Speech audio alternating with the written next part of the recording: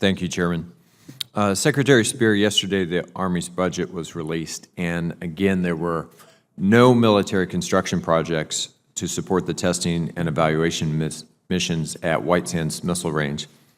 That actually makes 18 years in a row now, and certainly White Sands is not alone. So I am concerned that the Army is not currently prioritizing testing infrastructure, and nor are the other services. I know that others share my concern that the Pentagon is not doing enough to upgrade our testing capabilities, which would ultimately allow us to keep our competitive edge over our adversaries. So, Secretary, do you believe that the Department is effectively managing and allocating resources for military construction projects at our test ranges? I think broadly it's part of the overall situation with military construction. We still continue to take a little bit of risk in the military construction. What we do find, and I believe, and I go back and confirm this, within this we put additional restoration modernization to upgrade facilities within the budget, which included a test range. We doubled that amount this year for restoration modernization. We have a $10.8 billion backlog in such restoration and modernization requirements. I would just urge you to look really closely at test ranges generally. I think you're taking a lot more risk there than you are in other places, and it's just absolutely critical in terms of developing the technologies that are going to pay off for our warfighters in the future. In a related issue, as you're aware, White Sands is managed by the Army, but it's a test range that the Air Force uses as well, the Navy uses, obviously the Army uses. Does it make sense for the Army to be the only service responsible for funding major military construction projects on what is a tri-service testing range? Well, Senator, much like other installations where we're the executive agent or we are the owner of it, that's the way we prioritize. We work together with our sister services to identify requirements across the joint community, and I think we'll continue to do so.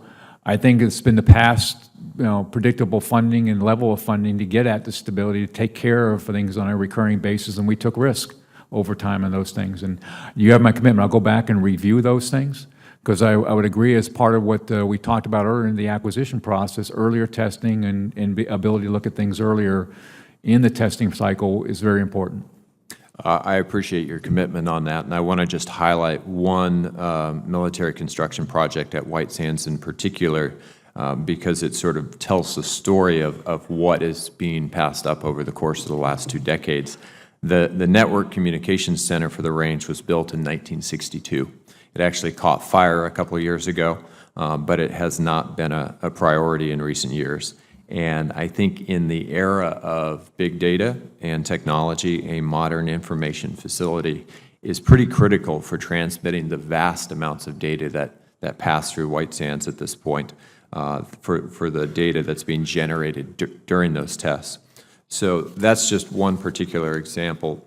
General Milley, I really appreciated your comments earlier about some of the things that are on the horizon in terms of emerging technologies and some of the things that are really right in front of us. And in April, Admiral Harris testified before this committee and stated several times that we have no defense against North Korean rockets, North Korean artillery, North Korean mortar rounds. From a defensive standpoint, does the Army have an effective indirect fire protection capability at this time? Against what type of indirect fire? Rockets, missiles? Rockets, artillery, mortar rounds. We have capabilities that can shoot down incoming missiles. Right. That's THAAD, Patriot. Yeah. In terms of bullets, tube artillery, or close-range rockets, we're experimenting right now with hypervelocity capabilities. We think we can field those pretty shortly. I think you've seen some of that both in the media and have been briefed on it by Will Roper at DoD. That's an Army program he's working on, and we're funding that.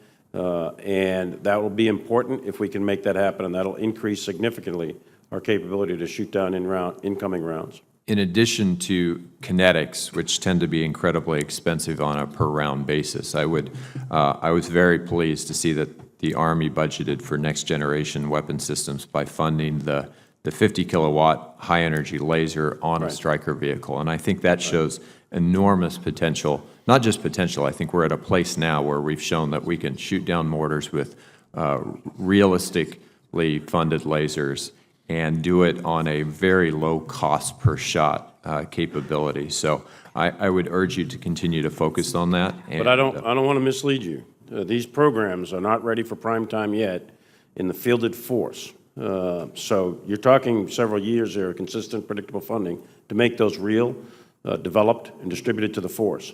Several years. If an event happens prior to then, there's significant risk to those enemy weapon systems that you talked about. I think we may differ on just how far out that Okay. timeline is.